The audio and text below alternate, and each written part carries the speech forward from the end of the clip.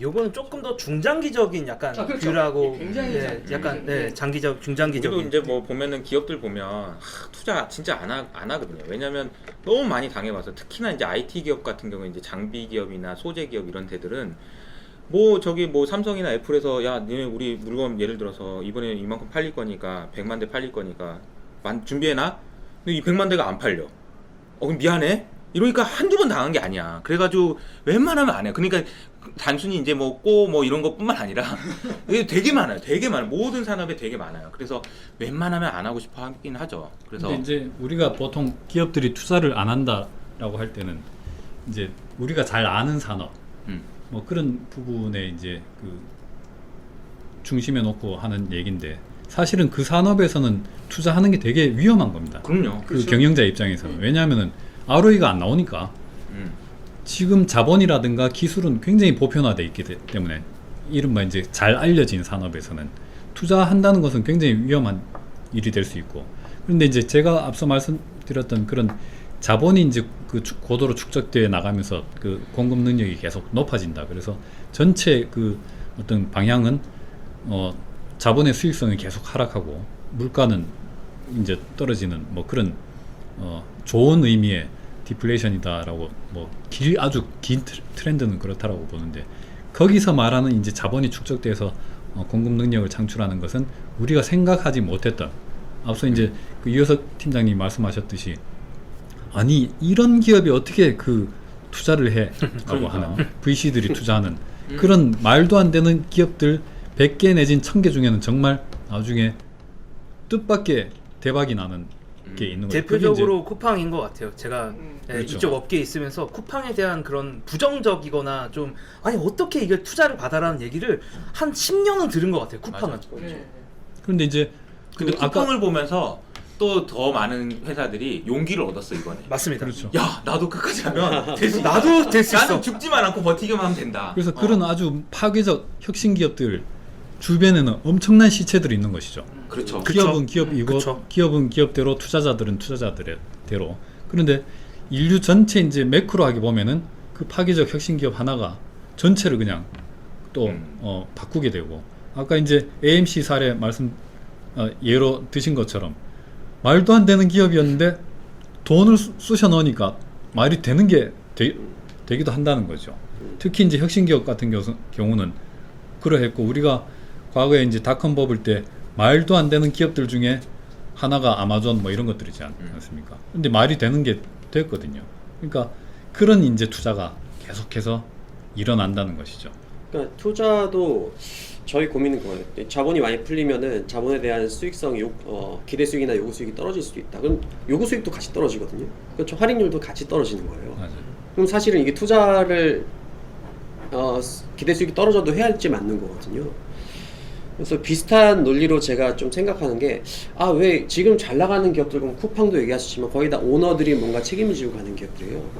그래서 그런 거 관련해서 한번 생각을 좀, 책도 읽고 논문을 읽었더니 어떤 재밌는 게 있었냐면은 그 CEO가 하는 기업들하고 오너가 하는 기업, 혹은 상장 기업과 공개된 기업과 비상장 기업과는 이걸 차이를 구분하는 어떤 논문이 있었는데, 쉽게 말하면은 대리인 문제가 생긴다는 거예요. CEO가. 그쵸. 그러면 얘네들은 사실은 뭐 임기가 길어야 뭐 3년에서 그쵸. 5년이니까 장기에 대해서 할인율을 더 높게 잡는다는 거예요. 왜냐면 내가 잘리고 뭐 그 사업이 잘 되면 뭐예요. 쿠팡 같은 기업들 보면 내가 잘리고 나서 대박 나면 뭐 하겠습니까? 근데 쿠팡이 지금 몇 년째예요? 지금 한 뭐 몇 년 됐을까요? 한 거의 10년 다 네, 돼가나요? 10년 뭐좀 네. 그 정도 됐습니다. 지금 적자라도 끌고 갈 수 있는 게 그 사람들은 이제 요구 수익률이 굉장히 낮다라는 거예요. 그러니까 할인율이 굉장히 낮기 때문에 더 끌고 갈 수 있다는 얘기가 들거든요. 그래서 어떻게 보면은 지금의 이런 사회들이 오히려 좀비 기업들 살려서 이게 저물가를 만들 수도 있지만, 이게 어떻게 보면은 투자를 만들 수 있고, 그 투자는 우리가 뭐 투자할 때 이제 어떤 기업에 투자냐라고 할 때는 이 투자의 그 요구 수익률이 낮은 기업과 높은 기업들, 이게 차이가 확 나는 것 같아요 지금 보면. 네, 그래서 그런 것들도 애들이 있다 보니까 하나의 우리가 투자 아이디어로 삼을 수 있을 것 같아요. 이런 저금리 시대와 저물가 시대에 어떤 기업에 투자할까라고 요구 수익률 이렇게 생각할 수 있는 것 같아요. 요구 수익률이 낮다. 그렇죠. 기대 수익이 낮은- 낮아지면은 요구 수익, 그러니까 할인율이 더 낮게 생각하는 기업들이 투자도 더 원활하게 할 거고 더 기회를 많이 얻을 거라는 거죠. 그러니까 이게 사실은 이제 아까 뭐 제가 VC 얘기하고 유니콘 얘기했지만 그런 현상들이 우리 눈에도 되게 많이 보였어요. 작년에 보면은 테슬라가 대표적이었잖아요. 테슬라가 유상증자를 3번이나 하면서 12조를 땡기니까 테슬라가 망할 거라고 생각하는 사람이 이제 아무도 없어요. 왜냐면 현금이 넘쳐나는 회사가 돼버렸어요. 근데 그걸 누가 만들어줬냐 보면 투자자들이 만들어준 거거든요. 그리고 지금 작년에 우리가 유상증자 했던 수많은 우리나라에 있는 2차 전지 소재 업체들, 그리고 이제 CS 윈드와 같은 그 신재생 에너지 하는 애들들.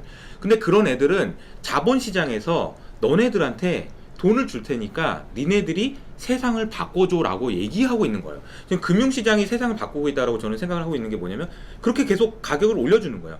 그러니까 주가가 올라간다라는 게 사실은 주가가 올라가는 거지만 말씀하신 대로 다른 표현으로 하면은 요구 수익률이 낮아진다는 얘기잖아요. 그러니까 요구 수익률을 낮춰주는 거죠, 투자자들이. 그러면서 니네들이 세상을 구해 라는 쪽으로 가고 있는 것 같다라는 생각이 좀 듭니다. 그래서 그런 현상들이 단 한 군데에서 일어나는 현상이 아니고 굉장히 많은 광범위하게 좀 진행되고 있다는 생각도 좀 들어요. 네. 그 게임스탑 그 밸류에이션 가지고 한 번씩 이제 말이 안 된다라는 얘기 많이 하잖아요. 그렇다면 또 뭐 상상력을 발휘하면은 게임스탑이 결국 수년 뒤에는 게임 유통업계의 아마존이 될 수도 있는 거죠. 예. 있고 또 실제로 지금 게임스탑이 너무 딴 얘기긴 한데 게임스탑이 최근에 들어온 그 임원분들이 아마존 출신들이에요. 그래서 원래 이제 추이라는 원래 그 반려동물 아마존 같은 거 반려동물의 어떤 이커머스 제왕에 있던 그 창업자가 게임스탑으로 들어온 이후에 이번에 또 게임스탑 주가들이 많이 올라오면서 아예 아마존에 있던 사람들을 데리고 와가지고 지금 완전히 게임스탑이 체질 개선을 하고 게임스탑 투자자들은 이제 그거에 대해서 되게 많이 흥분해 있어요. 그래서 마치 AMC의 스토리랑 좀 비슷하다는 맞아. 생각이 많이 들었어요. 그러니까 만약에 게임스탑 보면서. 게임스탑과 AMC가 진짜로 그 프라이스가 밸류를 바꾸는, 그러니까 보통 우리는 밸류 투자는 가치 투자잖아요. 근데 프라이스에 집중하는 거는 투기 아니면은 트레이딩 뭐 이런 거잖아. 근데 트레이딩이 밸류를 바꿔서 진짜로 좋은 회사가 됐어. 이런 게 되면 이거는 하버드 비즈니스 거기 거기 올라가야 돼요. 네. 올라가야죠. 논문도 써야 되고. 진짜 게임스탑이 진짜 제대로 된 회사가 돼서 정말 말씀하신 대로 제 아마존 됐어. 이러면 이건 진짜 되게 신기한 일이 되는 거죠. 우리가 주식의 요구 수익률이라고 하면 굉장히 어떻게 보면은 보편적인 그 특이한 어떤 이제 주식 시장의 이자율 뭐 이렇게 그렇죠. 뭐 할인율 이렇게 생각하는데 우리 이 팀장님 말씀대로라면은 주식에 따라 그 요구 수익률은 판이하게 다를 수 있다 이렇게. 그렇죠. 왜냐하면은 이게 금리도 있지만 뭐 CPM 뭐 이런 부분 뒤에가 이제 네. 리스크 프리미엄인데 사실 리스크 프리미엄에 이제 조금 어려운 얘기지만 이제 얼마나 그 위험 자산에게 더 프리미엄 주면은 들어갈 거냐 이건데 사실 거긴 공식에는 이제 뭐 그렇죠. 시장의 뭐 베타 수익률하고 베타하고 거기 시장의 수익률 빼기 뭐 그거에 무위험 리스크 프리미엄. 리스크 프리미엄을 빼면은 그게 된다. 이게 사실은 이게 퉁친 거죠. 모르니까 얼마를 요구해야 될지 모르니까. 아니 그러니까 얼마 그걸 요구할까 모르니까 퉁친 거죠. 그 기준점을 그냥 무위험 수익률로 잡아놓고 네. 그거보다 얼마 더 하면 네가 들어올래 이런 네. 얘기를 이제 퉁친 거지. 퉁친 거죠. 근데 거기에 대해서는 사실은 그 진짜로 과거에 뭐 수십 년간 주식이 얻었던 수익률이 그게 뭐 요구 수익이 되는 게 아니고 사람 그때마다 다 다르는 거죠. 지금처럼 막 돈이 풍부하고 금리가 낮고 뭐 물가가 낮고 그러면은 주변에 돈 벌었다는 사람 얘기도 들리고 그러면 요구 수익률이 요즘 낮아지는 거죠. 그럼 한번 해볼까? 위험성도 더 높아지니까. 그러니까 그건 엉덩이가 사실은 들썩들썩한 거지. 네, 그게 이제 그렇게 잡은 게 이제 그게 해리 마코이츠라는 노벨 경제학상 받으신 분이 하셨고 그게 이제 윌리엄 샤프가 발전시켜 했는데 이 두 분 다 시카고 대학에서 박사학위 받으신 분들이에요. 시카고 대학은 이제 우리가 알다시피 이제 그 신고전학파, 뭐든지 다 균형이 수렴해. 그러니까 약간 투자론 공부하면은 장기로는 어떻게 수렴할 거야? 틀리지 않아요. 이게 실제로 로버트 슐러가 이제 팩트에 생각해보니까 실험력이 수렴해요. 근데 만 30년에 2번 올라가면서 한번 내려가면서 한번 이러더라는 거예요.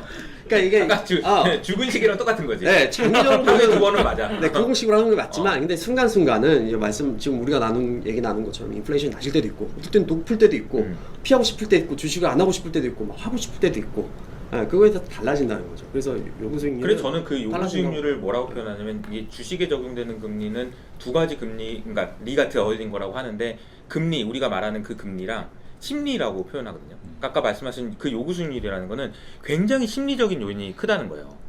근데 그 심리가 지금은 너무나도 커서 그러니까 연준도 맨날 심리를 걱정하고 사람들이 어떻게 생각할까, 혹시라도 무서워하진 않을까, 내가 테이퍼링을 논의한다라고 얘기하면 무서워하진 않을까, 그 심리를 엄청 고민하는 거잖아. 지금 세상이 그렇게 많이 바뀐 것 같아. 그러면은